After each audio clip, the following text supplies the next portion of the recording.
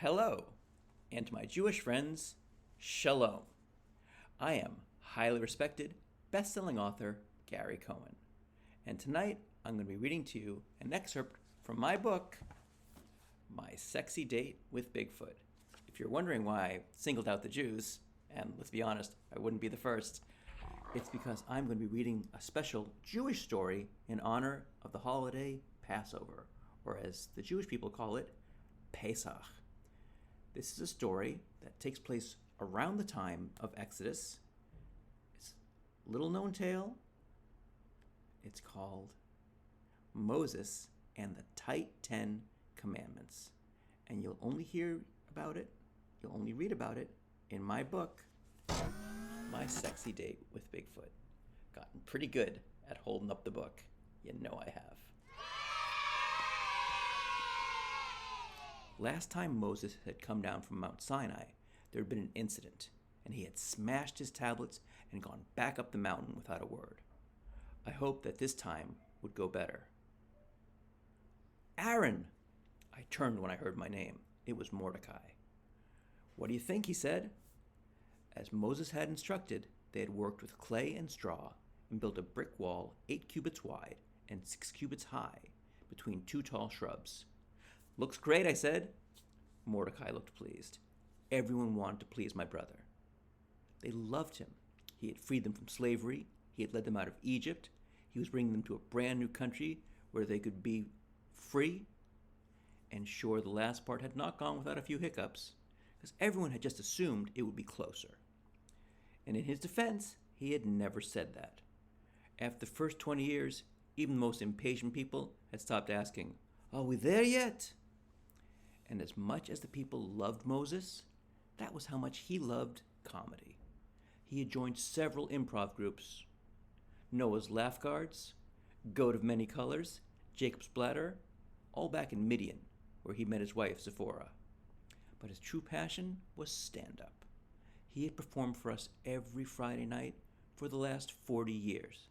And as his brother, I had to admit that while it was good, it was not great.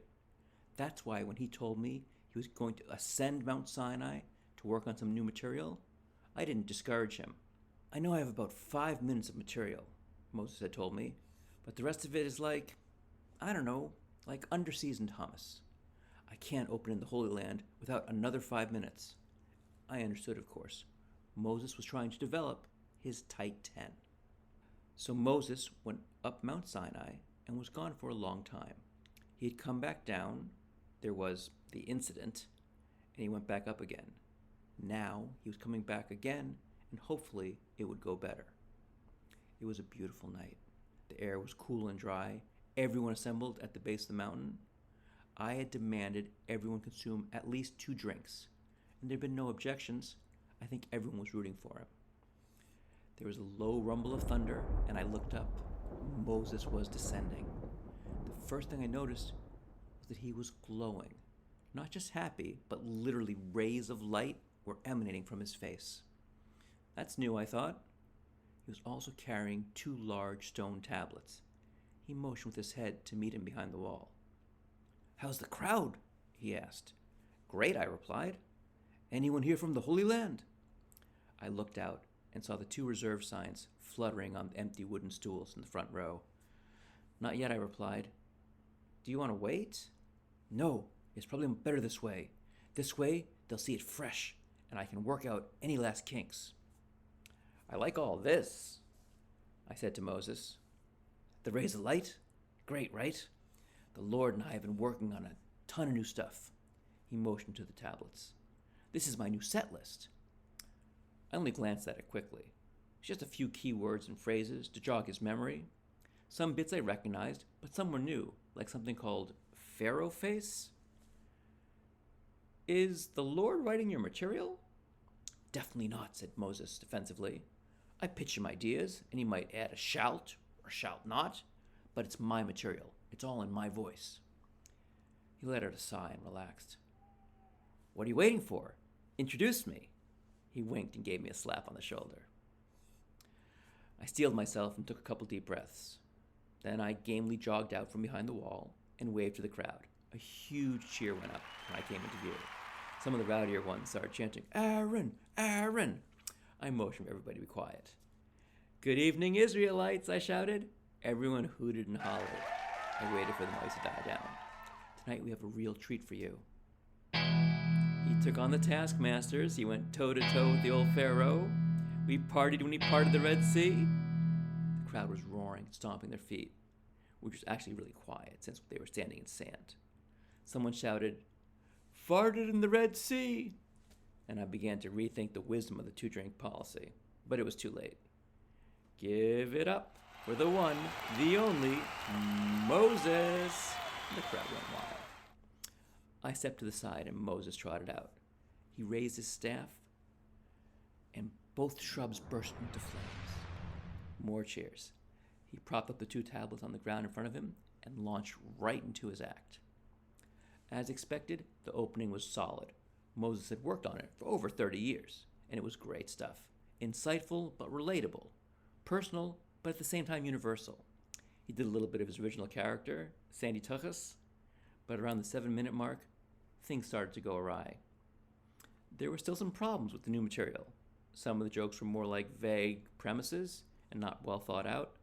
The ones that were well thought out, they tended to ramble.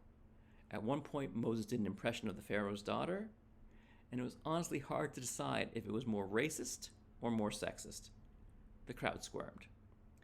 Then he reached into his pocket of his robe and pulled out an anatomically correct Sphinx doll.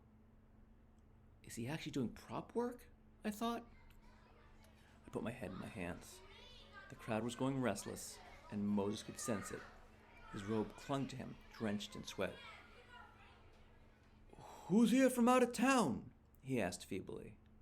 People looked around, and slowly everyone raised their hand. Moses called on Shlomo in the front row.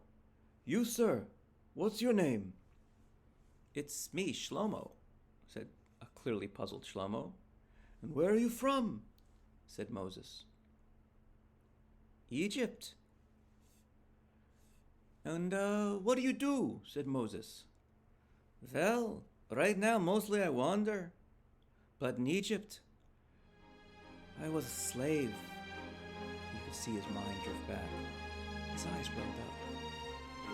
"It was so awful." "Oh, slavery. I'm not touching that with a 10-foot staff," said Moses, pulling at the collar of his robe. "Someone else." "We're all from Egypt," yelled someone from the back. "And we were all slaves," cried the person next to him.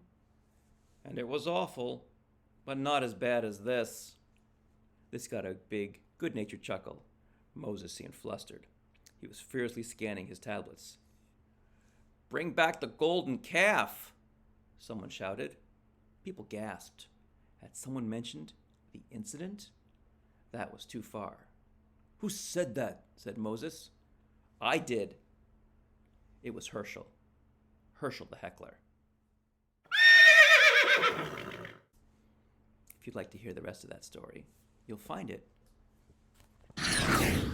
in my new book, My Sexy Date with Bigfoot. Available now at Amazon.com.